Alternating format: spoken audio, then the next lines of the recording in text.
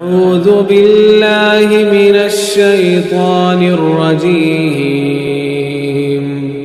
بسم الله الرحمن الرحيم 70,000 തവണ ലാ ഇലാഹ ഇല്ലല്ലാ എന്ന ദിക്ർ ചൊല്ലുന്നതിന്റെ മഹത്വം എന്താണെന്ന് കഴിഞ്ഞ ക്ലാസ്സിൽ ഒരു എഴുത്തിൽ ചോദിച്ചിരുന്നു. അത്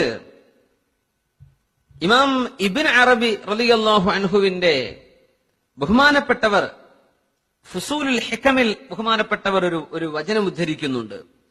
അതിങ്ങനെയാണ്: വല്ലദീ ഊസീക ബിഹി, ഞാൻ നിന്നോട് വസിയത്ത് ചെയ്യുകയാണ്. ഇബ്ൻ അറബി തങ്ങൾ പറയാൻ, അൻ തുഹാഫിള അലാ അൻ തശ്തരിയ നഫ്സക മിനല്ലാഹ് ബിഇത്ഖി റഖബതക മിനന്നാർ,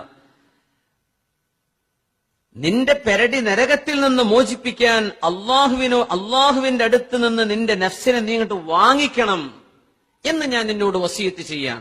അതെങ്ങനെ നിന്റെ തടി അള്ളാഹുവിന്റെ അദാബിൽ നിന്ന് വാങ്ങിക്കൽ എങ്ങനെയാണ്? ബിഅൻ തഖൂൽ ലാ ഇലാഹ ഇല്ലല്ലാഹ് 70,000 മറ, ലാ ഇലാഹ ഇല്ലല്ലാഹ് എന്ന് 70,000 തവണ നീ ചൊല്ലലാണ്. ഫഇന്നല്ലാഹ യുഅ്തിഖു റഖബതക ബിഹാ മിനന്നാർ ഔ റഖബത മൻ തഖൂലുഹാ അൻഹു മിനന്നാസ്, നിന്റെ പെരടി അള്ളാഹു നരകത്തിൽ നിന്ന് മോചിപ്പിക്കുമെന്ന് മാത്രമല്ല, നീ ആർക്ക് വേണ്ടി ചൊല്ലുന്നുവോ അവരുടെയും പെരടി മോചിപ്പിക്കുക എന്ന് പറഞ്ഞാൽ നരകത്തിൽ നിന്ന് മോചിപ്പിക്കുമെന്നർത്ഥം.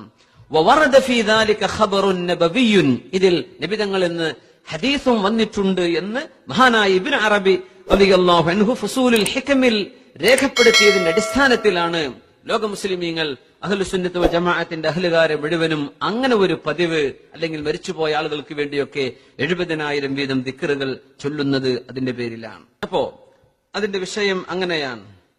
വേറെയും അതിനെ സംബന്ധിച്ചുള്ള വിഷയങ്ങളൊക്കെ ഉണ്ട്.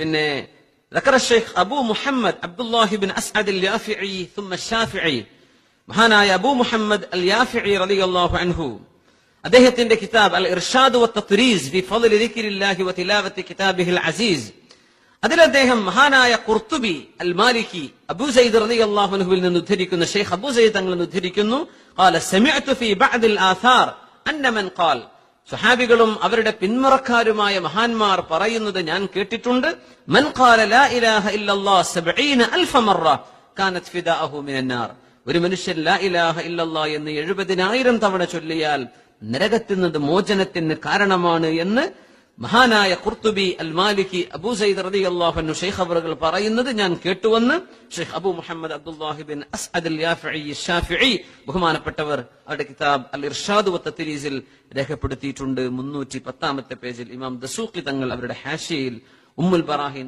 ഹാഷിയ രേഖപ്പെടുത്തിയതിൽ അത് രേഖപ്പെടുത്തിയിട്ടുണ്ട്.